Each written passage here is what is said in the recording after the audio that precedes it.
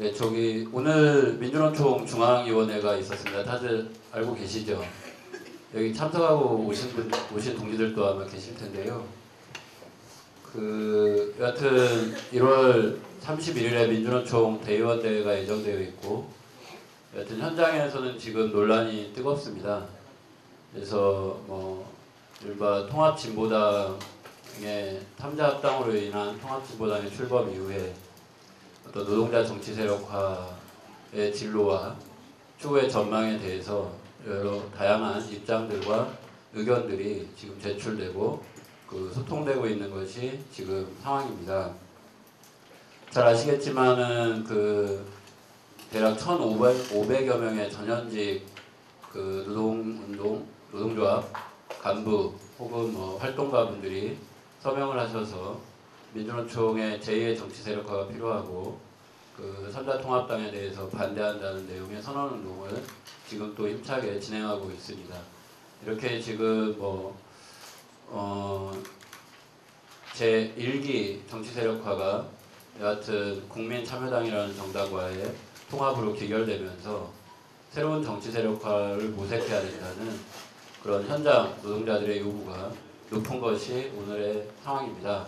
그래서 오늘 이 자리는 진보신당, 진보자파정당 건설 추진위원회 주최로 노동 현장과 그리고 또 우리 사회에서 좀 이런 문제에 깊게 고민해 오신 분들을 모시고 제2의 노동자 정치 세력화라는 화두를 붙잡고 제2의 노동자 정치 세력화를 어떻게 좀 제대로 해볼 것인지 라는 좀 의견을 나눠보는 자리를 마련을 했습니다.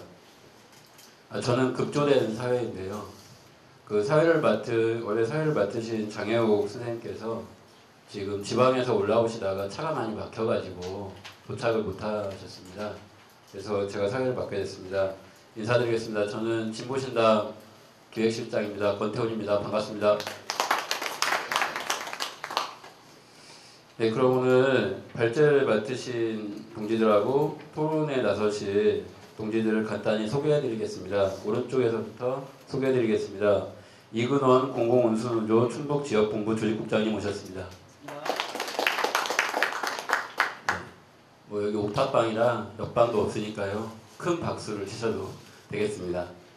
그 다음 심재욱 진보신당 부대표님 오셨습니다.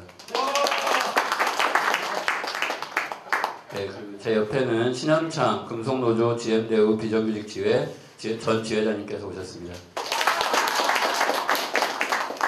네, 그리고 광노한 김고교연 서울시립대 교수님께서 오셨습니다.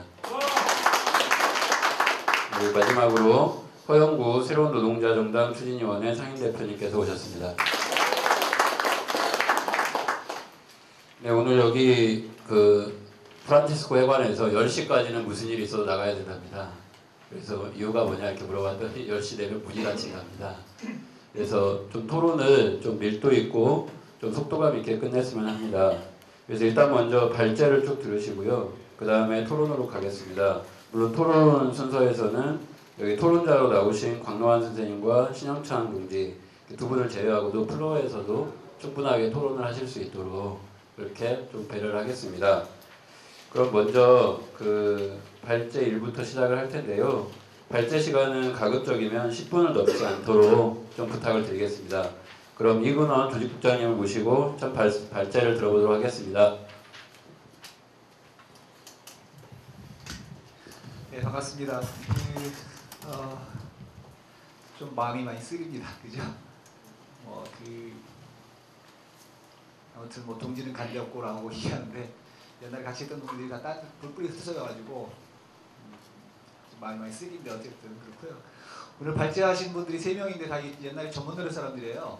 허영구 위원장님 시절에 제가 전문노래 들어갔고 같이 심지어분이랑 같이 일했었는데 발제 3명이 어떻게 다 전문노래 사람들이어가지고 좀 이상합니다만 발제는 그 순서에 따라서 하도록 하겠습니다. 이 글은 제 글이 아니고요. 어떤 부분은 제 글이기도 하고 어떤 부분은 같이 고민했던 부분이기도 하고 어떤 부분은 저보다 더 치열하게 고민했던 사람이 글이기도 하고 해서 그런 전제를 읽어주시면 좋겠습니다. 다시 시작하면 돌아봐야 된다고 얘기를 했습니다. 저희가 그런 표현을 했던 게 생각이 나는데 분당 과정에서 그런 얘기가 좀 생각납니다. 2가지 얘기를 썼는데 하나는 이제 권투샵과 비교해서 넘어지면 사람 건수가 바로바로 일어나지 않는다. 왜냐하면 더 생각한 다음에 일어나서 8가지, 10대까지 있다. 그래서 분당이 됐으면 좀 더 차분하게 갔으면 좋겠다라는 얘기를 하나 했던 기억이 나고, 또 하나 활동가 동지들하고 얘기했을 때는 그런 얘기를 했던 게 또 기억이 납니다. 여러분들은 키 크고 대중운동에 있는 우리는 기차다. 그래서 여러분들은 방향을 쉽게 바꿀 수 있지만 우리는 대중과 같이 하기 때문에 상당히 좀 길게 돌 수밖에 없다. 근데 한 1년만 지나고 누가 더 빨리 다니는지는 알 수 있을 거다. 기차가 빠른지 키가 빠른지 이런 얘기했던 기억이 좀 납니다. 아무튼 분당 과정에서 저희가 하셨던 문제들은 분당과 신당 창당 과정이 대중이랑 같이 하는 부분이 되게 어려웠었던 부분인 것 같습니다. 종북주의 문제는 뒤에도 한번 얘기를 하겠지만 그런 부분들이 맞았는가 이런 얘기가 있고요. 그래서 결과적으로 지금의 한국 노동정치가 진보정당의 운동이 어디 와 있는지를 좀 돌아봐야 될 것 같다고 생각합니다. 문제의식들은 그 3페이지에 있는 것처럼 이렇게 정리를 당시에 했었습니다.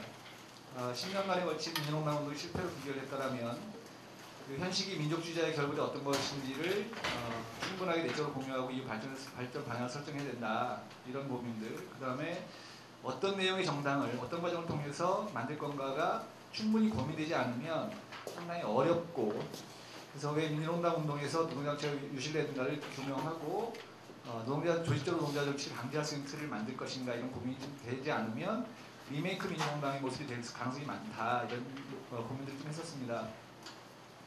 그런 바탕에서 2008년도 3월 2일 원탁회의에서 당시 노건추를 만들어서 주민권 입장을 정리한 바 있었습니다. 그래서 그날의 원탁회의가 먼 미래 우리가 만들 정당이 어떠한 것인가를 논의하는 자리가 되어야 된다. 그리고 그날 결성된 진보신당은 새로운 진보정당에 규정돼서는 안 된다라고 좀 얘기를 했었습니다. 그런 고민들이 담겨졌지만 총선을 앞두고 그 4페이지에 있는 것처럼 총선 전 창당의 의미, 총선으로 창당의 의미가 대립되면서 창당으로 나갔던 그 당시에 논쟁 중의 한통 앞뒤로 돌아볼 필요는 있지 않겠냐 이런 생각을 좀 해봤습니다. 5페이지에 보시면 특히 노동 문제와 관련해서 당시에 남았던 문제들은 옛날 얘기긴 하지만 거의 지금도 마찬가지라 문제가 남기 때문에 다시 한번 좀 살펴봤습니다. 조직화된 노동자들의 역할을 과도하게 부정적으로 접근하는 것에 대한 우려가 좀 있었습니다. 물론 이제 이 부분들이 조직 노동자 중심이 아니어야 된다고 얘기한 부분에 조금의 의의는 없지만 이 부분들만이 아니라 진보신당의 2차적 물적 토대와 지지 기반도 조직 노동자였고, 저는 개인적으로 생각하기에 지금 우리가 큰 과도기를 겪고 있다. 조직 노동자 중심에서 그 틀을 깨고 미조직 비정규 노동자 중심으로 노동운동의 중심이 옮겨져가는 과도기라는 부분들을 좀 봐야 될 것 같다라고 생각하고, 민주노동당의 노동정치 실패는 민주노총당이어서가 아니라 그것을 뛰어넘는 전략의 부재에서 오는 것이었다라고 좀 보고 있습니다. 그 다음에 이제 분당 과정에서 현장 활동가들에게 민주노동당과 진보신당의 차별성을 설명할 수 없는 게 가장 큰 어려움이었었습니다. 이건 이전에 제가 이제 울산에서 노동운동할 때도 진정추하고 사정추가 차이가 뭐냐 이렇게 얘기할 때 되게 어려웠던 것처럼 현장에서 민주농당과 진보신당의 차별성을 설명하기가 되게 어려웠던 부분들이고, 현재 한국의 노동운동이 심각한 위기에 있는 부분 다 아실 거기 때문에 좀 빼도록 하겠습니다. 6페이지 보면 진보신당 이런 부분들 마찬가지지만 결과적으로 보면 조합주의 한계를 벗어나는데 큰 도움이었던 현장의 노동정치가 실종되는 결과가 나타났고, 현재 모습은 이런 부분이 극대화돼서 보건의료노조에서 집단 입당 과정을 통해서 비례 국회의원을 만들자, 건설노동자도 5,000명을 통합진보당에 집단 입당해서 비례대표 국회의원을 만들자, 이런 부분으로 나타나는 정치 현상이 나타나는 것 같습니다. 그 외 남는 문제들과 반성들은 제 개인적으로 보면 6페이지 밑이 되겠는데요. 노동의 조직적 참여가 적었던 것을 반성해야 될 것 같다고 생각합니다. 단적인 예를 들면 민주노당 중앙당 상근자 중에서 노동운동가 거의 없었고, 따라서 민주노총이나 노동운동과 결합시킬 수 있는 추진할 만한 경우와 내용 가진 사람이 거의 없었기 때문에 이런 부분들이 이후에 증폭된 것이 아닌가라고 생각되고, 소위 국민승리 20일부터 민주노당까지 온 과정을 통해서 비판적 지지자들, 저랑 같이 울산에서 일할 때 제가 백개원 선본할 때 김대중을 비판적 지지했던 사람들이 다 민주노당의 도의원과 시의원을 하고 있었습니다. 이런 부분들과 결합하는 부분들에 대해서 이걸 좀 안이하게 판단하는 부분들, 그래서 패권주의적 태도 등에 대해서 제도적 보완점을 못 만들었다, 이런 부분들이 있었던 것 같습니다.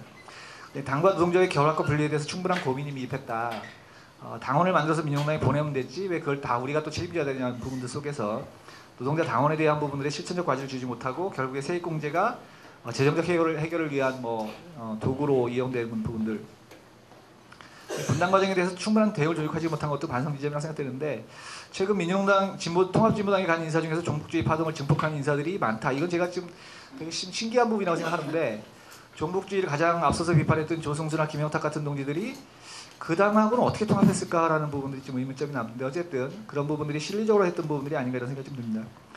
돌아보는 것은 앞으로 나가기 위해서라고 생각하는데 제가 2008년도 9월 달에 진보정치 10년 평가위원회에 같이 들어와서 여러 가지 평가를 했었고 책으로 2권인가 나온 걸로 알습니다. 지역정치, 노동정치, 의정활동 등등에서 나왔는데 문제는 여기서 이제 김원 교수가 지적한 부분이 하나도 사실은 해결되지 않은 부분들이다. 그대로 여기 써 있는 글들을 읽어보면 사실은 지금 읽어봐도 뭐 거의 틀리지 않은 얘기인 것 같고 그렇습니다. 그래서 8페이지 위에 보면 김원 교수가 당시 지적했던 부분들은 정당 분열이 곧바로 노조 분열로 이어지지 않을까 하는 데는 문제가 있다고 얘기했는데 제가 보기에 이런 가능성이 좀 있기도 있을 것 같다는 고민이 듭니다. 요새 보면 예를 들어서 통합진보당하고 민주통합당하고 합당을 만약에 한다든가 대선에서 일치를 보게 된다면 사실은 민주노총이 만약에 비판적 지지를 하게 되고 그다음에 한국노총은 지금 민주통합당을 밀고 있기 때문에 그럼 정치 방침이 같아지고 이러다가 한국노총하고 민주노총이 합쳐지는 게 아닌가 이런 고민이 들 정도로 분열에 대한 고민들이 좀 많이 있습니다.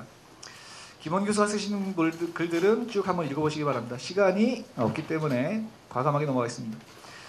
결론적으로 말씀드리면 새로운 길은 없기도 하고 있기도 하다고 생각되는데 현재 닥치고 있는 산별노조의 어려움과 정치적 위기를 동시에 해결하는 길이 모색돼야 될 거라고 생각하고 중심축을 만드는 부분들이 중요하겠다. 그래서 근데 제가 보기에 총선 전에 유의미한 중심축을 만드는 것은 되게 어렵다라고 생각 좀 하고 있습니다. 노동 쪽의 얘기입니다. 그래서 10페이지 보면 산별노조와 정치가 함께 갈 수 있는 방향 이런 부분이 발견되지 않으면 제가 보기엔 지금으로서는 어떤 진보정당이 만들어지더라도 노동자들이 돈 되고 몸 되는 정치활동 이상을 벗어나기 힘들 거다라고 좀 보고 있습니다. 그래서 거기서 하나만 예를 들면 과거 민주노동당 할 때 분해를 어떻게 구획할까에 대한 논쟁이 좀 있었습니다. 이 부분에서 선거구 중심으로 했는데 사실은 제가 보기엔 이후에 진보정당을 만들 때 이 부분은 되게 많은 고민이 필요하다. 예를 들면 브라질 같은 경우를 보면 예를 들어서 이제 쓰레기 소각장 반대 투쟁을 하면 그 자체가 하나의 분해가 되기도 하는데 우리는 지나치게 선거구 중심으로 하다 보니까 이 부분들이 일상적인 활동도 선거구 중심으로 가는 부분들이 고민 지점이 좀 있지 않겠나라는 생각이 듭니다. 고민되는 다운표는 제 글이 아니라 어떤 사람이 쓴 건데 이런 부분을 하면 어떨까라는 부분들에 대한 고민인 것 같습니다. 박스에 있는 거는 2008년도 10월 18일 날 로건축 결성 당시에 제출된 진보정당의 건설경로고 제가 보기엔 뭐 지금도 저는 여전히 이 길이 맞다라고 생각하는 사람 중에 한 명입니다. 그렇기 때문에 아래로부터 다양한 진보정치 세력들을 블록화시키고 그런 부분을 모아내는 좀 더 길고 장기적인 안목들이 필요하지 않겠냐라고 생각하고 그래서 선거 일정에 의해서 조악한 형태로 출발하고 전략 없이 선거 전술에 대해만 생각하면 안 될 것 같다. 그래서 선거라는 전술과 진보정당 건설이라는 전략 사이에 충분한 고민이 집적되지 않으면 안 된다라고 생각하고 진보신당은 이 과정에서 미랄의 역할을 충분히 해야 될 것 같다라고 생각을 좀 하고 있습니다. 미랄은 썩지 않으면 결코 뭐가 생기지 않는 부분들이라고 생각되고 이런 부분들이 때문에 그렇기 때문에 지금 현장의 어려움 속에서 진보신당에 들어가서 같이 하자는 것은 상당히 어렵습니다. 이 부분들은 통합진보당의 진보당 집단으로 가입해서 그 당의 노동자 성격을 강화하면 된다라고 생각하는 것과 똑같이 상당히 어려운 부분이라는 것을 진보신당 동지들도 인정을 좀 해주셔야 될 것 같습니다. 그래서 결론적으로 얘기하면 진보정당 운동의 전면적인 재구성이 필요하다는 인식 속에서 공통점이 있는지 이 부분을 따져보면서 논의를 했으면 좋겠습니다. 고맙습니다. 9분 42초 했습니다.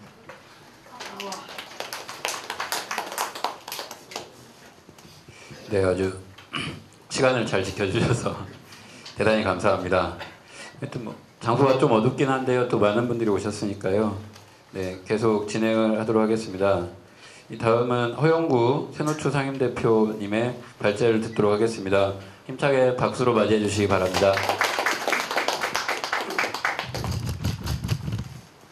저는 뭐 발제라기보다는 토론 수준 같은데 바라는 게 그렇게 많지 않습니다. 저는 그래서 연습회의에 뭐 소박하게 바라고 이제 내가 뭘 할 것인가 그런 관점에서 이제 생각하고 있고 이 자리에 왔는데 그 내가 뭘 할 것인가는 뭐 굳이 안 썼습니다. 안 썼고 다음에 또 그런 기회 토론 자리가 있으면 얘기했으면 좋겠다 생각이 들고요. 그 뭐 노동자 진보 정당 역사 뭐 다 아신 내용이지만 썼는데 어제 로켓 총파업 15주년 민주 토론회가 있었어요. 민주총 올해 총파업한다 그래서 제가 이제 제안을 해가지고 그 자리를 만들었습니다. 일기 임원들 본래 작년 12월 26일 날 노회총파 돌입 15주년 되는 날인데 그날 하려고 12월 초에 민요총 제안하고 일기 임원들 모여가지고 민요총하고 이렇게 준비를 했는데 민요총 준비가 제대로 안 돼가지고 그 18일로 연기가 됐죠. 본래 오늘이었는데 중앙이기 때문에 하루 당겨서. 근데 뭐 노총파를 이렇게 되돌아보니까 제가 뭐 사이트에 그걸 또 올려놨으니까 그거 쭉 보시면은 또 김태현 정책연구원장이 그 상세하게 자료들도 올려놓고 그래서 아마 옛날을 회상하는 데 도움이 될 거예요. 아 이런 일도 있었구나.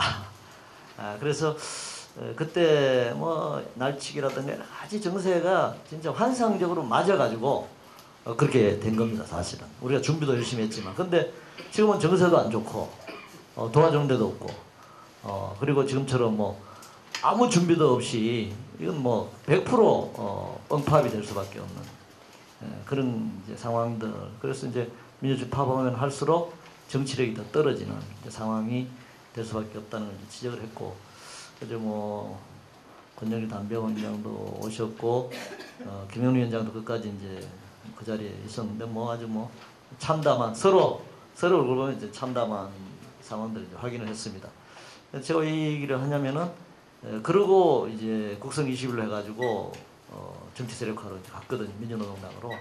그래서 제가 이제 가정을 어제 얘기를 했는데 만약에 일기 그 노총파업 이후에 권영길, 담병호, 민요총과 금속 이 양축이 지도력이 국성 20일로 바로 가지 않고 신자유주의 세계 정세를 준비하면서 98년 신자유주의 맞선 제2차 총파업을 조직하고 뭐 대규모 구속 사태가 발생했으리라고 생각하는데 그렇게 하고 그 다음 그 힘으로 정치 세력화로 갔더라면 어떻게 됐을까?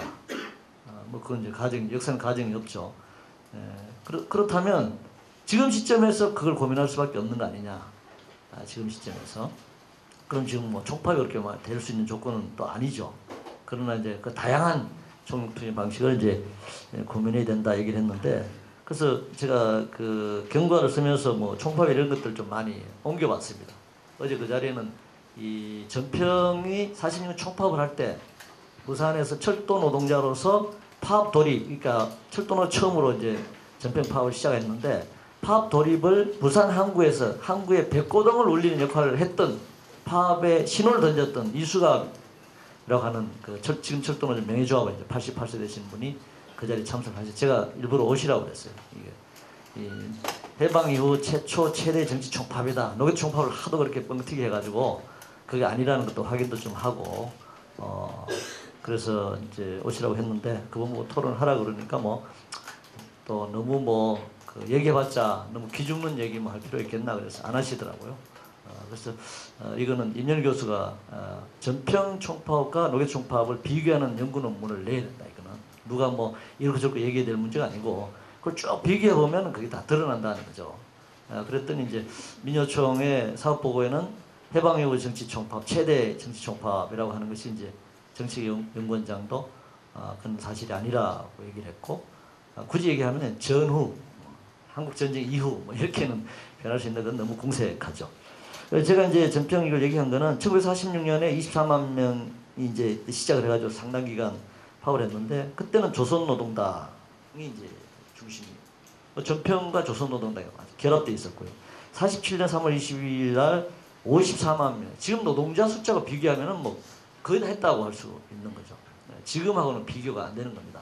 민요총 그 노총파업 통계도 보시면은 뭐 일일 평균 뭐 얼마 안 되죠. 그래서 이때는 이제 47년도에는 미군정에서 괴멸되어 나가는 과정이었지만 인민당, 신민당이 조선노동당과 통합이에요. 이때도 3자 통합이었어요.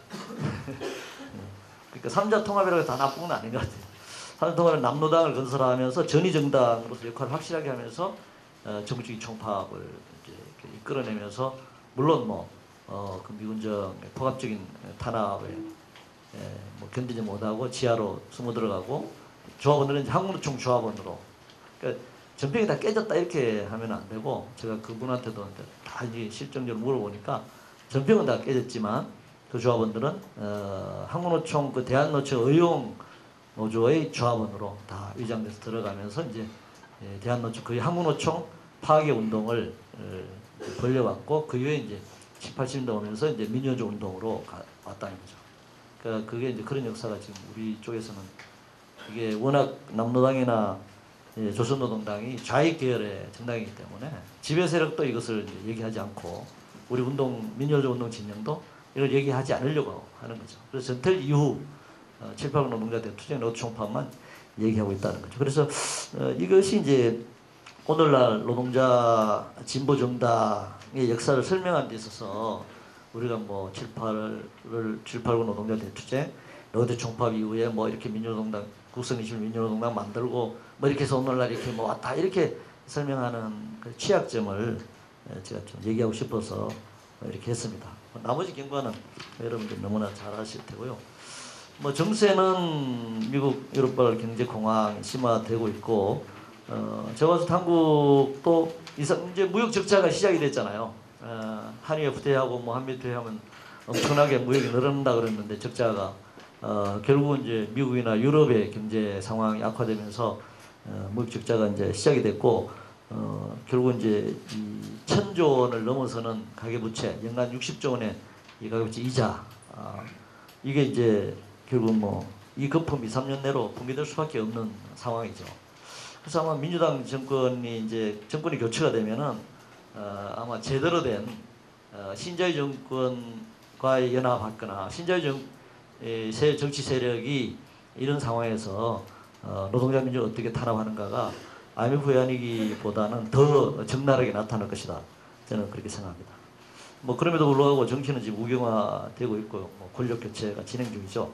그렇다고 해서 뭐 민주당을 지지하는 건 아니잖아요.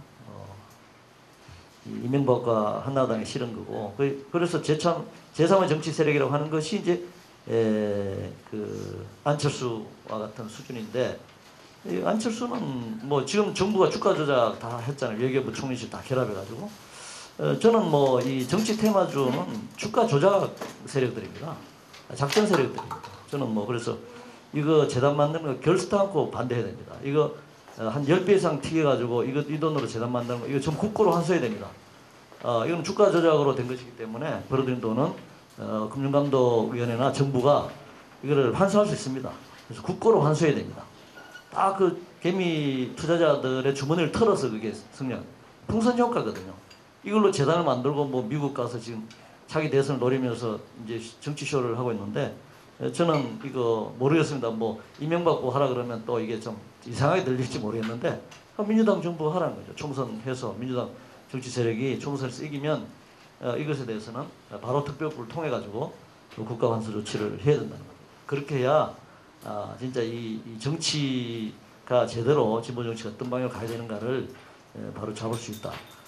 내일 그 민주당에서 2시에 저희들 여의도 점령 월가 점령에 맞춘 여의도 점령 그 세력들이 저축은행 피해자들과 함께 민주당 항의 집회를 기자회견을 내일 하게 됩니다. 삼화저축은행으로부터 1억 원의 불법 정신을 받은 임종석이가 사무총장으로 임명이 됐잖아요. 그래서 뭐 이 저축은행 피해자들은 뭐 그야말로 이루 말할 수 없는 분노에 있고 그래서 내일 2시에 민주당 앞에서 항의 기자회견 집회를 이렇게 하게 되는데 여하튼 뭐 이런 상황에도 불구하고 문제는 이제 진보좌파 정치 세력이 취약하다는데 문제가 있는 거죠. 다 문제가 있는데 우리가 이제 결국은 주체적인 데 있어서 뭐 한계가 있다 그렇게 생각합니다. 그래서 진보좌파 정당 건설의 이제 과제는 기존의 산업자본주의 하에서 노동가 자본의 이 착취관계 그건 뭐 현상 그대로 유지되는 거죠. 그러나 거기에 대해서 이 주주금융자본주의 철폐를 위한 전술적 그런 전망 물론 뭐 기본적으로는 자본주의 극복에 관한 그런 전략 목표 하에 현 시점에서 이런 전망들도 같이 결합돼야 된다 그래서 뭐 적어봤습니다. 그다음 페이지 보시면은 이제 새로운 진보좌파 정당이 지금 이제 건설이 논의가 되고 있는데 뭐 솔직히 말해서 뭐 사인회를 비롯해서 좌파 동지들이 뭐 시큰둥하죠. 뭐 정당 건설 좌파 정당 건설에 시큰둥하고 사실 또 스스로도 준비가 안 돼 있다라고 정당 건설까지 가기에는 준비가 안 돼 있고 또 지금 통합을 논의하고 있는 진보신당 사회당의 어떤 그 선언 강령이나 실제 그동안의 그런 행보를 봤을 때 개량주의 정당으로 사실 규정하고 있기 때문에 통합 정당으로 가기는 어려울 거라고 저는 생각을 합니다. 그래서 저는 이걸 다 기다려서 가자. 이건 하지 말자는 얘기가 똑같은 것이기 때문에 각자 실력을 쌓아가되 할 수 있는 가능한 범위에서 저는 하는 것이 옳다라고 생각하고 그러나 다만 이 진보신당이나 사회당이 진보좌파 정당의 분명한 노선을 다시 정립하는 것은 필요하다. 저는 진보신당 홍성호 대표가 굉장한 입장을 대표 입장으로서는 밝혔다고 생각합니다. 그러나 정비가 필요하겠죠. 선언이나 강령이라든가 조직 체계라든가 운영이라든가 이런 것들이 이제 그 실현돼야 되는 거죠. 대표가 기자회견이나 출사표에서 그런 얘기를 했다고 해서 그게 그 당의 정체성을 다 대표할 수 있는 건 아니기 때문에 그래서 분명한 그런 부분들을 상품으로서 드러내야 된다고 저는 생각합니다. 계획서만 갖고는 안 된다고 생각이 들고요. 그 다음에 이제 나머지 세력들은 그야말로 이 사회주의나 혁명적 사회주의를 분명히 내걸고 투쟁하고 조직하는 동지들과 현실적으로 함께 할 수 없다는 것을 분명히 해야 될 것 같고요. 그렇지 않은 동지들은 진보좌파 정당 내에서 노동자, 녹색, 다양한 영역이 있을 수 있다고 생각합니다. 그 영역으로서 실천 활동을 조직하는 그래서 함께 해야 된다고 저는 생각합니다. 새노초는 기본적으로 진보신당 사회당이 만약 통합이 된다고 한다면은 우리가 새노초가 세력은 아니니까 어떤 면에서 보면은 사실 새로운이라고 붙였는데 뭐가 새롭냐 질문을 많이 받아가지고 본래 우리가 출범하는 날 올바른인데 올바른 올로초라고 하기엔 또 그래서 그게 우리가 말하는 새롭다라고 하는 것은 옛날에 원래 이제 신자유주의 논쟁도 이 1930년대 신자유주의는 구자유주의에 반대한 자유주의. 그러니까 본래 아담 스미스 때의 자유주의를 신자유주의거든요. 그 하이에켄류의 완전한 그 시장에 다 맡기는 그런 그 구자유주의에 맞선 이제 신자유주의가 본래는 원래적인 의미에서 자본주의 의미였는데 이게 이제 그 위에 개념이 바뀌어가지고 신보수주의나 에코노믹스 대체리즘을 지나면서 이 개념이 오늘날 이 자본의 세계화, 금융화, 구조정 이런 내용으로서 이걸 포괄하는 자본주의 개념이 이제 형용사로서 신자유주의 자본주의가 됐거든요. 그래서 저는 여기서 새롭다라고 하는 의미는 이제까지 나온 거 말고 새로운 거냐 그런 의미는 아니고 그러면 우리가 전노일 민주노총 수준에서 봤을 때 그때 얘기하면은 3.1노조건설과 노동자 정치 세력화, 전략 목표는 노동해방이라고 했던 그런 측면에서의 원칙, 최소한 그런 측면에서의 이제 올바른 노동 운동 그리고 올바른 노동자 정치, 노동자 정당 이렇게 했는데 그것을 새노추 같은 경우는 이제 새로운이라고 이렇게 붙였습니다. 개념은 그렇습니다. 그래서 이 새로운 진보 좌파 정당의 분명한 노선 정립이 필요하다. 저는 새롭게 뭔가를 하지 않아도 된다고 생각합니다.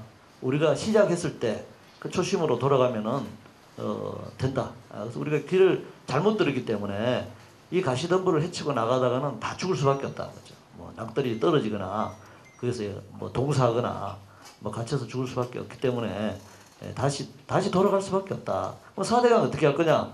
저는 새로운 정당은 4대강 볼을 전부 허무는 공약을 내야 된다고 생각합니다. 그걸 떼어가지고 될 문제가 아니죠. 근데 저는 민주당이 이명박 거꾸로 때리고 정권 교체하는 데는 아주 유효하게 4대강을 활용했지만 4대강 할 것 같습니까? 새만큼 할 것 같아요? 아니잖아요. 저는 4대강은 헐어야 된다는 거죠. 그런 공약을 내고 그런 실천을 하고 그래서 녹색 진영과 껴안아야 된다고 생각합니다. 돈이 많이 들어갔기 때문에 지금 어쩔 수 없는 거 아니냐. 권력을 잡으면 다 그렇게 말하거든요. 그래서 저는 그 부분에 대한 원칙을 분명히 해야 된다고 생각합니다. 그래서 분명한 노선을 정립하고 또 그 내에서 참여한 단위들이 새로운 블록을 형성해야죠. 그래서 진짜 우리가 진성당원 얘기하는데 진성당원 또 개념도 여러 가지 있을 수 있는데 자기 어떤 정책을 개발하고 그 각각 블록에서 또 현장에서 개발되는 정책들이 중앙당을 통해서 전체 조율을 통해서 실현되고 또 그것이 피드백 돼 가지고 현장에서 실천되는 현장이 됐던 그 내용별로 실천되는 그런 조직의 활성화가 없이는 이런 그 좌파 진보 정당에 대한 무관심과 냉소주의를 떨치는 어려울 것이다 이렇게 생각합니다. 그래서 이제 좌파 정치 연대 건설과 관련해서는 뭐 상시적으로 이런 연대를 이제 실천해 나가야 되는데 저는 뭐 이 제좌파 정치 세력을 무리하게 정당 통합으로 뭐 강제할 필요는 없다 그렇게 생각을 하고요. 그리고 무리하게 전혀 생각이 없는데 계속 같이 모여서 통합 논의를 하는 거는 서로 이제 감정의 골반 깊어질 수밖에 없다 이렇게 생각합니다. 그래서 이념과 목표는 같으나 이행 전략이나 전술적 차이가 분명히 존재하고 있기 때문에 그래서 가만한 연대 방안을 찾을 수밖에 없다. 따라서 진보좌파 정당 통합과 진보좌파 정치 연대는 두 트랙을 갈 수밖에 없는 거 아니냐 그렇게 생각을 합니다. 그래서 뭐 실천적 경험을 통해서 중장기적으로 진보좌파 정당이 통합이 되든 확대가 되든 그런 길로 갈 수밖에 없다. 저는 그렇게 생각하고요.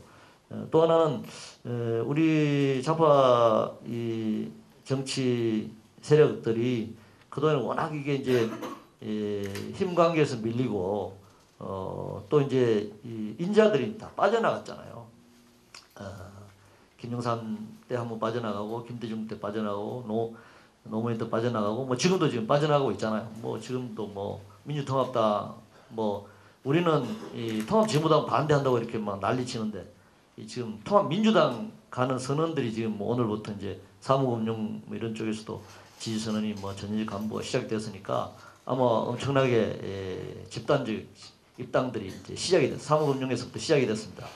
그럼 그 작업을 통합당은 당연하게 해야죠. 세모를 하기 위해서는 결국은 통합진보당을 죽여야 하잖아요. 죽여야지만 1대1 구도로 가고 또 정치 연대나 선거 연대를 가더라도 압도적 우위에. 그럼 뭐 이해찬 전 총리가 이정희 대표에게 던진 게 굉장히 시사적으로 생각합니다. 원래 관악구면 준다고 간 거 아닌가요? 저희들이 볼 때 잘 몰라서 그런지 모르겠지만 그 지원구 주는 줄 알고 갔는데 그래서 하여튼 뭐 그런 상황에서 계속 논의만 해서는 안 된다.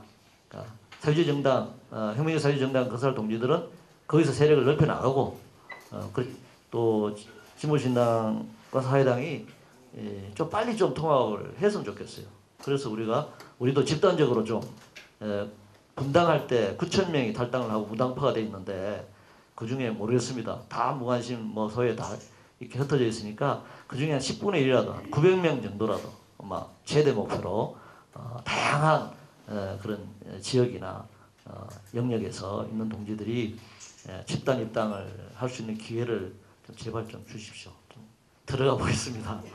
그런 기회가 없어서 뭐 지금 관망하고 있으니까요. 제 하여튼 발전은 이렇게 마치겠습니다. 고맙습니다.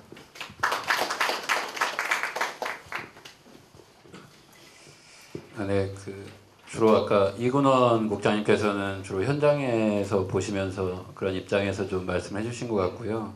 허영규 대표님께서는 그동안 쭉 역사적인 과정을 쭉 보시면서 어떤 제2의 노동자 정치 세력화에 대해서 좀 말씀을 해주셨던 것 같습니다.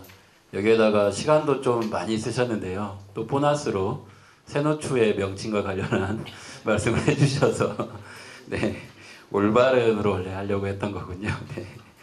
네, 그럼 다음은 노동 현장도 있지만 진보 정치 운동도 또 하나의 현장인데요. 그런 현장에서의 고민을 좀 들어보겠습니다. 진보신당 심재욱 부대표님의 발제를 힘차게 듣겠습니다. 네. 진보신당에서 이 토론을 해야 한다고 생각했던 것은 최근에 노동 정치로부터 시작됐던 이 진보 정치가 노동자 정치 세력화의 정신도 실종되어 가고 진보 정치도 점차로 약화되어 가는 이 과정에서 어떻게 다시 진보 정치를 세울 수 있는 거냐. 지금 현재 현장에서는 배타적 지지 방침에 대한 논란이 대단히 뜨겁고 그것이 어떤 특정한 정당에 대한 지지 여부를 결정하는 또는 결정해서는 안 된다라고 하는 이 입장으로 지금 대비되고 있는데요. 그것을 넘어서는 노동자 정치 세력화의 대안은 무엇인가? 이게 논의되어야 되는 것 아닌가? 그렇다면 노동자들이 지난 과거에서의 노동자 정치 세력화의 실천이 무엇을 잘했고 무엇을 잘못했는지, 그리고 그것은 정당에서 또는 노동조합과 노동자 개인들이 함께 반성하고 함께 대안을 모색하는 것이 되지 않는다면 이후에 노동자 정치 세력화에 대한 활로를 찾기 어려운 것 아닌가 하는 생각에서 이런 토론을 기획했습니다. 간단하게 그 진보신당의 발제문을 좀 말씀을 드리자면, 그 노동자 정치 세력화라고 하는 말은 굉장히 많지 않습니까? 근데 굉장히 다양한 의미로 쓰이고 있는 것 같아요.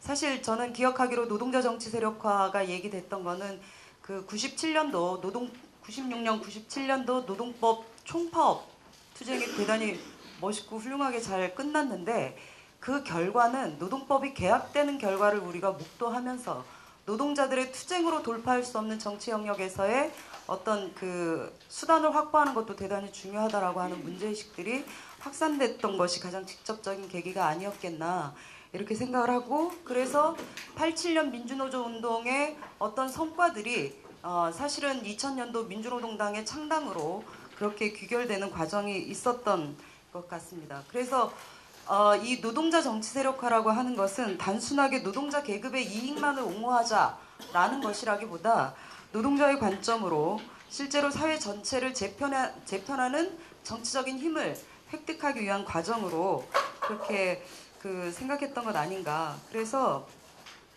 그 임단협이나 교섭으로 풀 수 없었던, 예를 들면 의료, 교육, 복지, 4대강 문제나 핵발전 문제 등 어쨌든 노동자가 생각하는 세상으로의 그 변화를 위해서 노동자 민중의 헤게모니를 잡겠다라고 했던 그 목적이었다고 생각해요. 그렇게 해서 민주노총이 조직적 결의를 통해서 민주노동당을 2000년도에 창당하고, 그렇게 창당된 민주노동당에 대한 배타적 지지 방침을 정치 방침으로 결정을 한 거죠. 그것이 10년이 되어 왔습니다. 그러나 그동안 진보정당은 분화되었고, 그리고 이제 배타적 지지 방침을 유지했던 민주노동당은 해산되었습니다. 해소되고 국민참여당이라고 하는 자유주의 세력과의 그 통합을 추진했습니다. 이 배타적 지지 방침이 승계되어야 하느냐 아니냐라고 하는 논란이 있는데, 사실은 이렇게 논쟁하는 것은 대단히 저는 잘못된 논쟁 아닌가라고 생각합니다.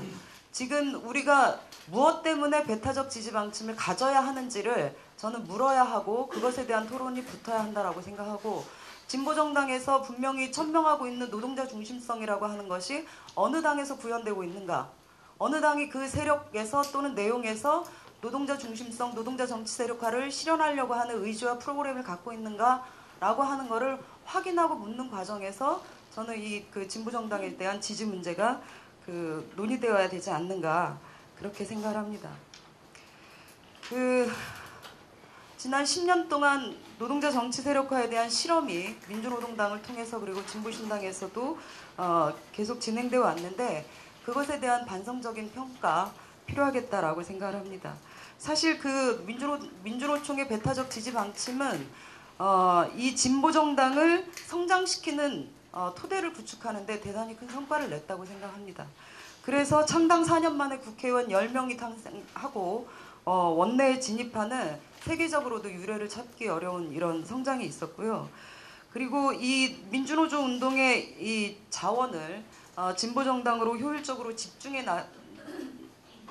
집중해서 실제 진보정당의 성장 기반을 마련하고 그렇기는 했지만, 실제 제도 정치 안에서 노동자의 정치적 영향력 확대하는 것, 그리고 그 노동자의 요구를 관철하는 수단을 확보한다라고 하는 이 대단히 제한된 의미로 많이 또 해석되기도 했었습니다. 그래서 더 많은 제도 정치로의 진입이나 더 많은 의석 확보라고 하는 것이 바로 노동자 정치 세력화가 성장되는 것으로 이해되는 이런 측면이 있었던 것 같습니다. 그리고 또 이 노동자 정치 세력화라고 하는 것이 사실은 노동운동과 진보정치운동이 서로를 상승시키고 서로를 견제하고 협력하는 구조를 가졌어야 되는데, 사실은 정치는 당에게, 또는 노동은 민주노총에게 이렇게 위임하는 분업적인 구조가 고착되었다. 그래서 결국은 노동운동이 정치로부터 이 대상화되는 주변화되는 이 소외되는 결과를 가져온 것 아닌가 이런 생각이 들고요. 노동의제를 정치 영역으로 전달하는 이런 그 역할 정도로만 한정되었던 것 이런 것들이 좀 평가되어야 되지 않는가라고 생각을 합니다. 결국은 진보정치운동이 노동운동을 전면적으로 이제 발전시키고 확장시키는 데 기여하고 그렇게 발전되는 힘이 또다시 진보정치를 강화시키는데 서로 간에 이렇게 귀결되는 이런 상호 상승작용이나 이렇게 갔어야 하는데 사실 민주노총 또는 노동운동은 정치에게 많이 사실 의존하는 경향들이 최근 들어서 강화되었다라고 생각합니다. 그리고 또 한편으로는 정당의 입장에서 보면 그 노동자를 정치의 주체로 세워내는 데 실패했다. 그것은 정당에서나 노동조합에서나 노동자 개인이 모두가 다 함께 반성해야 될 지점으로 모두의 책임으로 저는 평가해야 된다고 생각합니다. 진보정당 내에서 의사결정기구에 노동할당을 뒀었지만 사실은 이 의사결정기구의 노동할당이 사실 형식적 할당으로 그쳤던 측면이 있고 현장 노동자들의 요구와 내용이 당의 운영으로 결합되는 과정이 되지 못했던 그리고 오히려 노동할당 자체가 정당의 운영을 왜곡 또는 방해하는 부실로도 평가되었었습니다. 예를 들면 중앙위원회 노동자들이 대거 참여하지 않아서 유예되는 사태가 과거에 많이 있었고 그래서 노동할당을 폐지해야 한다라고 하는 목소리가 대단히 높았습니다. 그것은 결국 노동자들이 이 노동할당을 통해서 무엇을 실현하고자 했는가라고 하는 것이 대단히 불분명했던 것 아닌가. 그래서 이 형식적 할당이 실제적으로 당 운영을 규정하지 못하는 그런 결과를 낳았다라고 생각합니다. 그리고 노동자들이 사실은 노동조합이 정치활동하는 데 있어서는 정치교육을 하고 그를 통해서 이제 집단 입당을 하고 세액공제하고 이런 것들이 이제 많은데 노동자들이 100명, 200명 집단 입당을 해도 정당이 가서 당신이 왜 투쟁하는 노동자로서 진보정당의 당원이 된다라고 하는 것의 의미를 설명한 적이 없다고 저는 봅니다. 그러니까 당이 그 노동자들이 당원으로서의 어떤 정체성을 가져야 하는지에 대해서 강령교육 한번 하지 않는 이런 정당이 어떻게 노동자를 주체로 세워낼 수 있었겠는가 하는 점에서는 저는 정말로 정당은 변명의 여지가 없다고 생각하고 그것은 또한 당의 책임이 가장 큰 것이기도 하지만 노동조합이 그렇게 조직적으로 방침을 통해서 집단 입당을 시킨 노동자들에 대한 정치 토론이나 또는 정치적 실천의 계기들을 마련하는 것도 고민하지 못하고 실천하지 못했던 것도 평가되어야 된다고 생각합니다.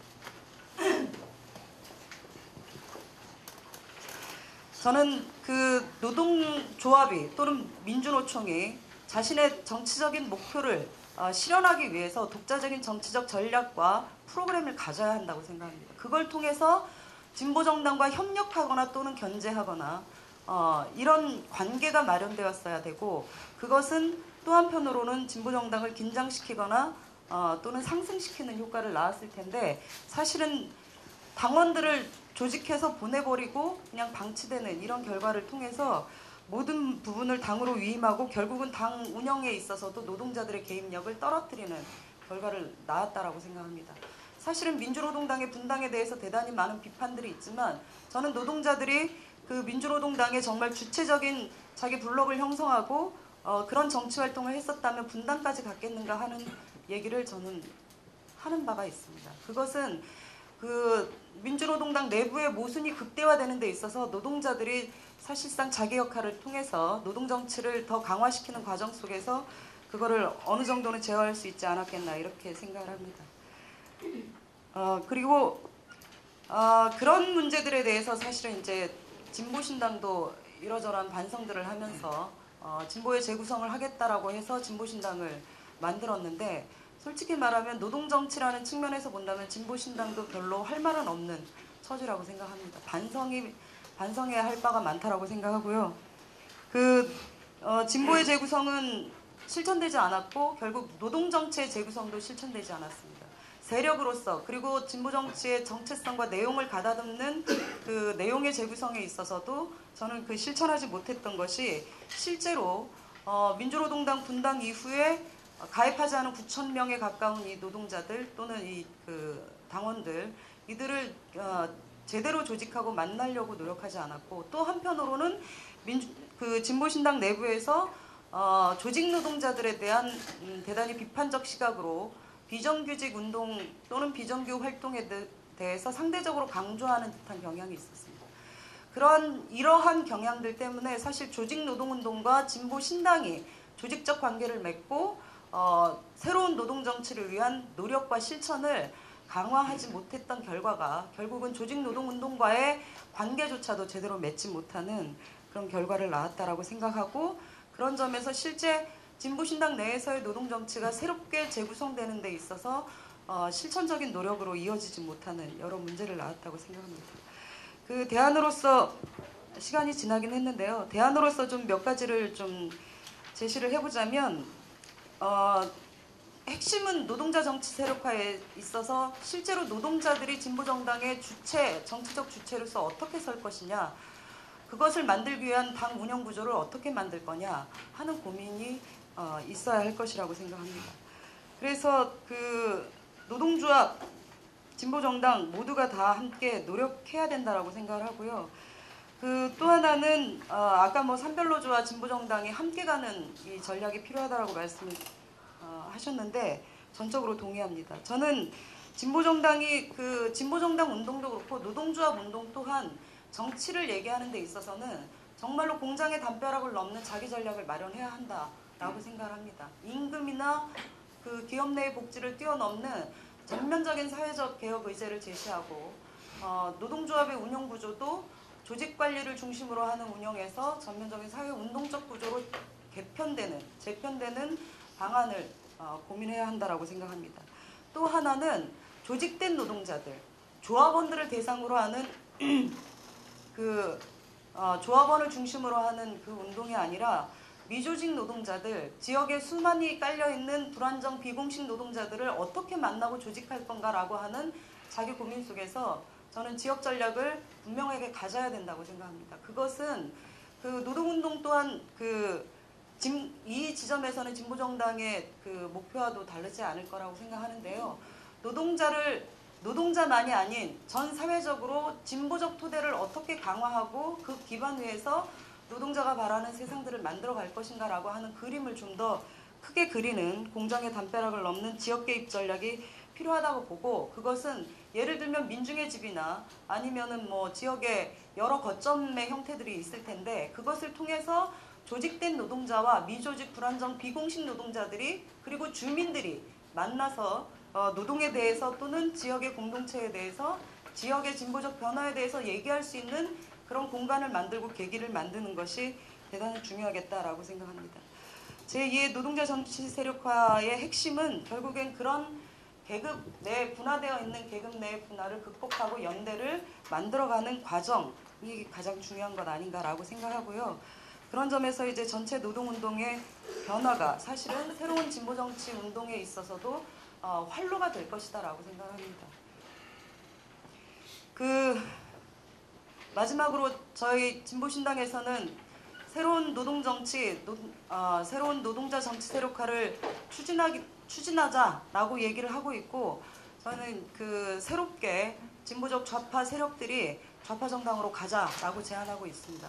저는 이 좌파 정당을 만드는 과정이 새롭게 노동 정치를 복원하는 과정이어야 하고, 진보신당이 애초에 하지 못했던 진보의 재구성이라고 하는 세력의 재구성, 내용의 재구성, 정치성의 강화를 만들어가는 과정이 되어야 한다고 생각합니다. 세력에 있어서나 내용에 있어서 노동 중심을 분명히 하는 것, 그리고 진보 정치가 오랜 꿈으로 가졌던 노동자 민중의 그 독자적 정치 세력화라고 하는 그 목표를 분명히 갖고 가는 것, 그리고 자본주의 사회를 근본적으로 개혁하는 사회개혁 프로그램들을 갖는 그런 좌파 정당으로서 나아가야 된다고 생각하고, 그 과정에서 진보신당은 새로운 노동 정치를 복원하고 새로운 진보 정치를 구축해 나가는 데 있어서 정말 헌신적으로 복무할 자세가 되어 있다는 것을 말씀드리면서 마치겠습니다.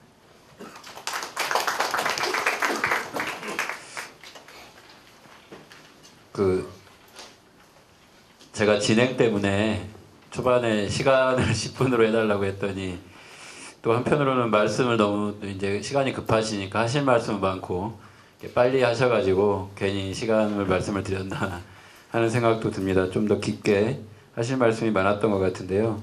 요거에 대해서는 이후 토론하는 과정 속에서 좀 더 충분히 말씀을 해주셨으면 합니다. 오늘 저기 토론자로 두 분이 오셨는데요. 그 토론자들의 간단한 발제문에 대한 코멘트와 그리고 의견 그리고 토론했으면 하는 내용들에 대해서 간단한 좀 말씀을 듣도록 하겠습니다. 먼저 서울시립대 교수님이신 광노환 교수님의 말씀을 듣도록 하겠습니다. 예, 먼저 제가 그 여러분들한테 아마 악명 높은 진보개헌의 일원으로 왔다는 거에 대해서 좀 긴장을 합니다. 일단 진보개헌의 입장에서 얘기해야 되는지 아니면 개인적 입장에서 얘기해야 되는지 참 어려운데요. 일단 그 어제 김세균 대표하고 이제 얘기하기를 개인적 차원에서 얘기를 하겠다라고 했습니다. 단체 입장하고 제 개인적 입장하고 차이 나는 부분이 좀 있습니다. 최근에 그 진보좌파 연석회의와 관련해서도 좀 있기 때문에 참 어려운 상황이지만 그렇게 하도록 해야 될 것 같습니다. 일단 그 심지옥 동지가 노동이 사회운동적인 노동운동이 되어야 된다라고 말씀을 하신 부분 공감했는데 저는 진보의 보수화가 상당히 걱정됩니다. 사실 많이 진행돼 왔다고 생각이 듭니다. 이것은 개량화되어서 보수화된 쪽도 있지만 한편으로는 시대착오적인 틀에서 벗어나지 못해서 보수화되는 부분도 있을 수 있다고 생각합니다. 글쎄요, 노동을 중심으로 한 정치, 심지옥 동지가 이제 그런 말씀을 하셨는데 지금은 노동을 중심으로 할 것이냐 아니냐 이 문제라기보다는 어떤 노동인가 또는 어떤 좌파인가 이거를 더 먼저 생각해야 될 시기가 아닌가 생각합니다. 구체적으로 지금 신좌파조차도 녹색 내지 신좌파조차도 이미 세대적으로 상당히 낡은 그 진보 좌파가 되지 않았나 저는 이렇게 개인적으로 생각을 하고요. 그러면 뭐가 더 있는가? 청년 내지는 청소년이라고 생각됩니다. 촛불도 그렇고 얼마 전에 이제 대학생 반값 등록금 시위도 그렇고 그리고 전 세계적으로 일어나고 있는 오쿠파이 운동의 경우도 이제 청년이 물론 이제 노동자들도 같이 합류하면서 더 큰 힘으로 성장하고 있지만 청년이 새로운 진보 좌파의 주체로 등장했다는 것이라고 생각합니다. 청년이 글쎄요 노동운동 하시는 분들이 대부분 청년을 미래의 노동자로 이렇게 규정을 많이 하는데 미래의 노동자라기보다 현재 자체에 착취는 당하지 않지만 굉장히 수탈당하고 있는 무산자 계급이라고 생각합니다.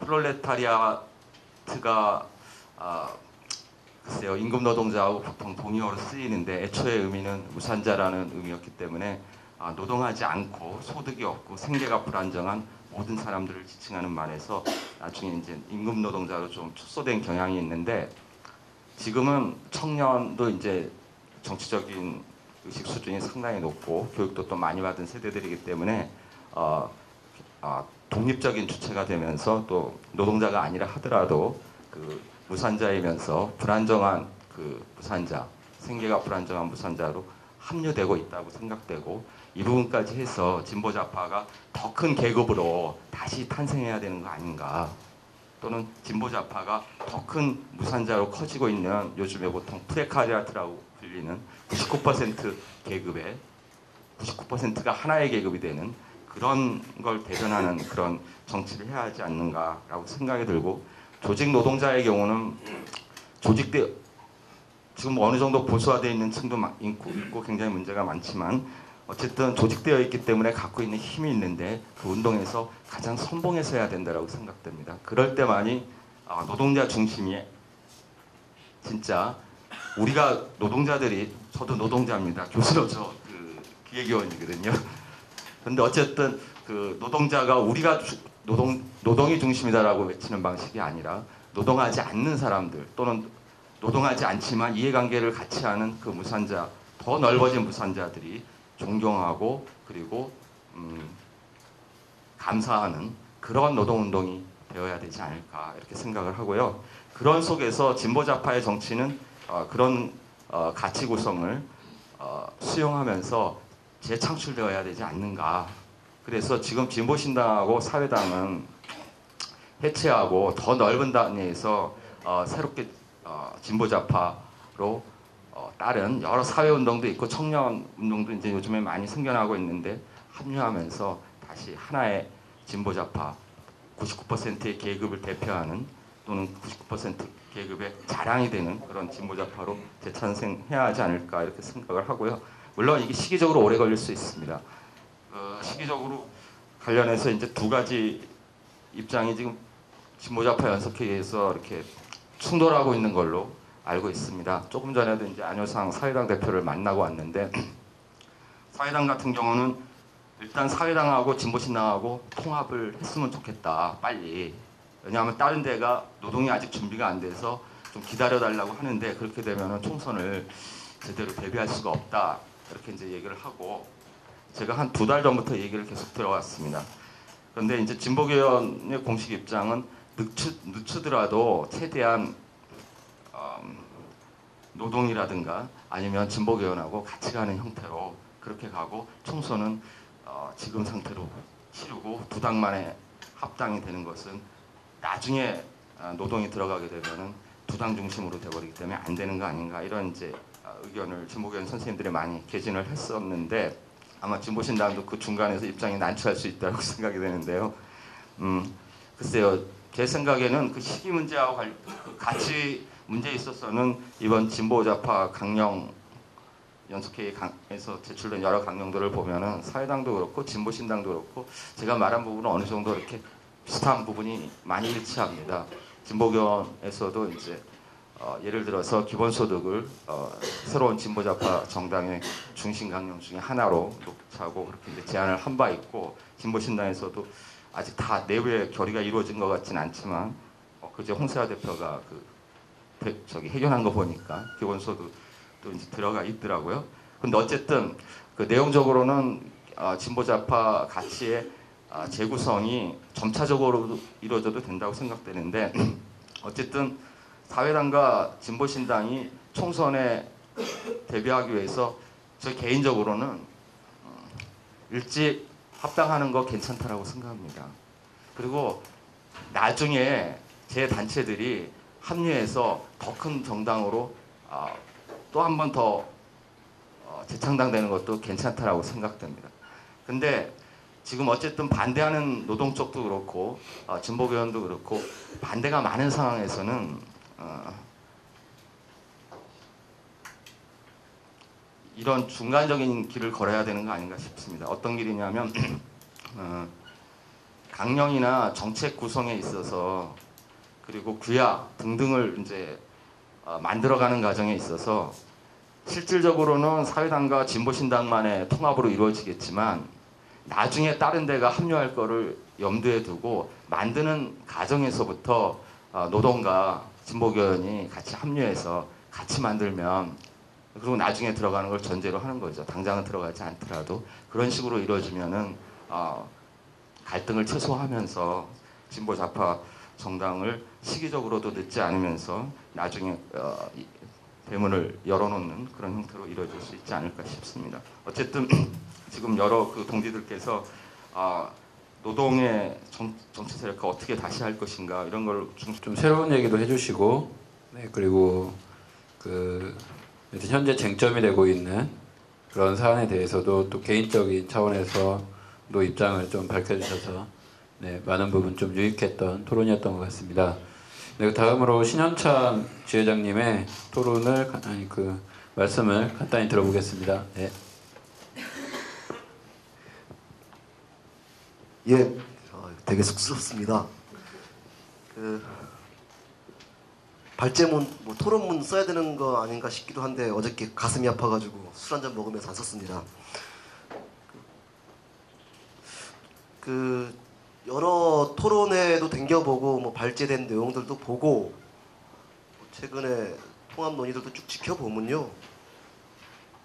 뭐 말은 많아도 사실은 결론은 하나더라고요.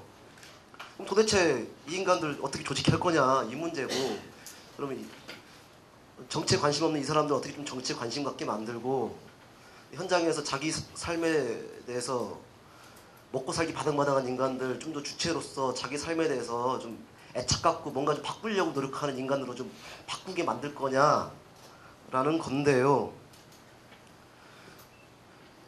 제가 비정규직 운동, 그러니까 비정규직으로 살아온 지 10년이 좀 넘었습니다. 10년이 넘으면서 이제 여러 가지 모습들을 봐왔지만 최근에 비정규직 노동자들을 좀 보면요, 이런 모습들이 좀 많이 관찰이 됩니다. 최저임금을 받고 있다는 사실은 다 아실 거고요. 그 다음에 이제 고용불안이라고 말을 하는데요.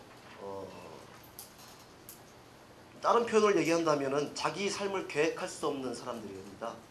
자기 삶을 주체적으로 내가 몇 달 뒤에 몇 년 뒤에 무엇을 하고 어떻게 살겠다라는 자기 삶에 대한 전망을 주체적으로 할 수 없는 사람들이죠.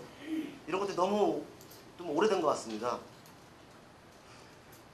게다가 이 사람들도 되게 좀 합리적이기도 하고요. 되게 합리적입니다. 그래서 상품을 선택하듯이 무엇인가를 잘 선택을 합니다. 이를테면 선거 국면에 가면 어쨌든 누군가를 지지를 해야 된다. 그래서 선택을 하죠. 선택을 하는데 내가 하기는 싫고, 그러니까 이제 너 한번 해봐라. 노동자에서 많이 그러거든요. 너 한번 해봐라. 그래, 한번 밀어줄게. 한번 찍어줄게. 이 사람들이 자기의 정치적인 역량으로서의 전부를 표현하는 거죠. 현재 상태에서는 그렇습니다. 마치 상품처럼요.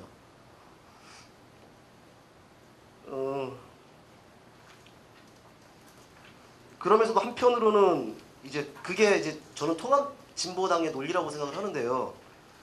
현실을 인정하는 사람들, 그러니까 이제 비정규직 이런 현재 상태를 인정하는 사람들이 이제 못마땅하다고 느끼는 건 다 그렇게 느끼는데, 얘기를 해보면, 하지만 인정한다 어쩔 거냐 이렇게 말씀하시는 분들이 계시고요. 그리고 또 이제 분위기 바뀌면 뭐 그래 바꿔봐야겠네 라고 생각을 하지만, 이 사람들이 표현하는 방식은 결국에는 이제 누구 찍어주지? 너 한번 해봐라 뭐 이런 겁니다. 너 한번 해봐라. 내가 밀어줄게. 뭐 자기는 전혀 손해보고 싶은 생각이 전혀 없고요. 한번 밀어줄 테니까 되면 좋고, 뭐 안 되면 네가 손해보는 거고, 뭐 이런 겁니다. 그래서 대중들이 요새는 좀 이런 경향들이 있으니 통합진보당은 이게 대중의 바람이구나 라고 하고 그런 논리의 근거로 사용을 하는 것 같습니다. 근데 이제 저는 이런 게 하나의 경향일 뿐이지 주체로서의 우리가 대중을 조직하는 그거는 아니다라고 좀 판단을 하고 있고요. 현장에서 사실 노동조합을 만드는 과정도 비슷한데요. 노동조합을 만들 때 다들 비정규직 노동자들이 그렇게 생각하거든요. 노동조합 필요해. 난 정말 억울해. 바꿔보고 싶어 라고 생각을 하지만 나서지 않죠. 나서지 않고요. 네가 한번 해봐. 지켜볼게. 응원해줄게. 이렇게 한답니다. 이렇게 해요, 보통요.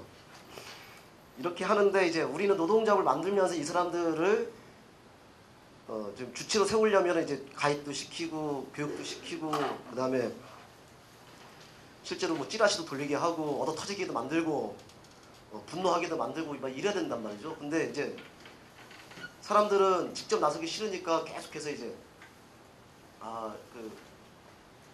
일단 나중에 가입할게 이렇게 얘기를 합니다. 저는 저희가 만들려고자 하는 정당도 대중들이 봤을 때는 마치 이런 게 아닐까 생각을 하는데요. 대중들이 봤을 때도 민주노동당도 마음에 통합진보당이 뭔지는 모르겠지만 뭐 못 믿었겠고, 민주당이나 한나라당도 못 믿었겠고 뭐 이럴 겁니다. 이럴 건데요. 그래서 자기들을 대변하고 있는 뭔가 온전한 정당들이 필요하다는 걸 느끼긴 하지만 자기들이 나서기 싫고, 누군가가 좀 대변해주고 싸워주고 싶은데 거기에 응원해주고 싶은데 어쨌든 새가 안 되면 해주고 싶진 않고, 뭐 이런 딜레마에 좀 빠져 있습니다. 근데 이제 하나하나씩 풀어야 될 것 같습니다. 뭐 정답이 있는 건 아니고, 저희 뭐 선배님들도 마찬가지겠지만 현장 들어가서 사람들 조직할 때 다들 그렇게 하시잖아요. 몸과 마음과 정성과 시간과 돈을 다 처발라가지고 한 사람을 조직하지 않습니까? 저는 이런 진정성, 내가 미래를 바라보고 있는 신념과 나의 모든 것을 투신하는 진정성이 없으면요, 진보 정치는 현장에서 이루어지지 않는다고 생각을 합니다. 자꾸만 기능적으로 생각하고요. 재는 거죠. 우리도 재요. 그러니까 노동조 조합원을 조직할 때 제가 이제 뼈저리게 반성했던 것 중에 하나인데,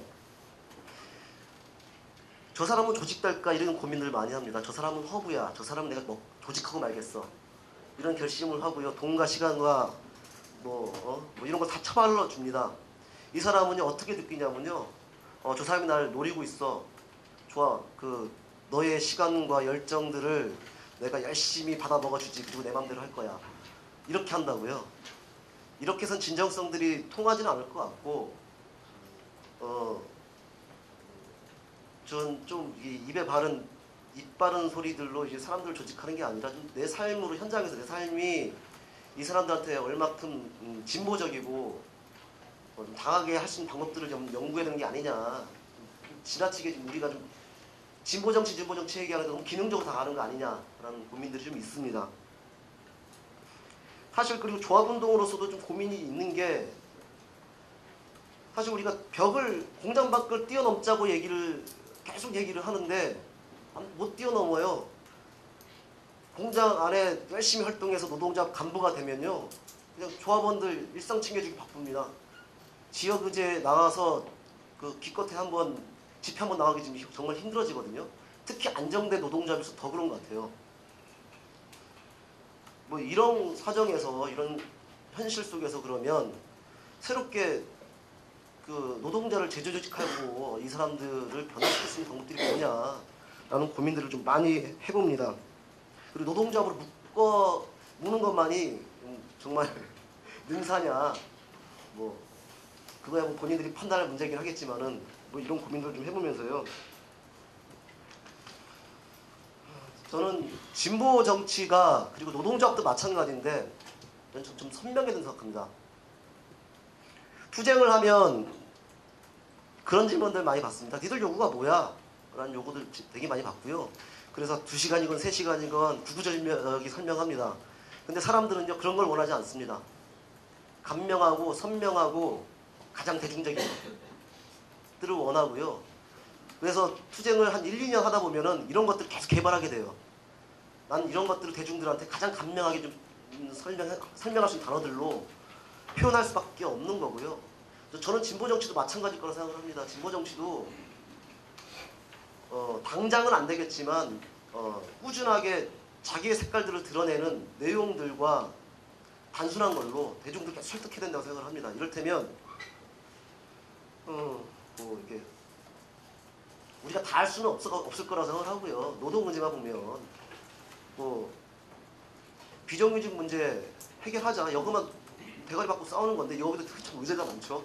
그럼 여기에 대해서 좀 고민을 해봐야 될 것 같아요. 지금 사내하청 문제들은 사실 이제 불법 파견 문제로 10년 동안 하나의 꼭지점을 계속 모아왔던 게 있었습니다. 그렇기 때문에 지금은 불법 파견 정규직화 하면은 이게 하나의 사내하청의 비정규직 투쟁의 흐름으로서 대중들도 인식하는 경향들이 있는데요.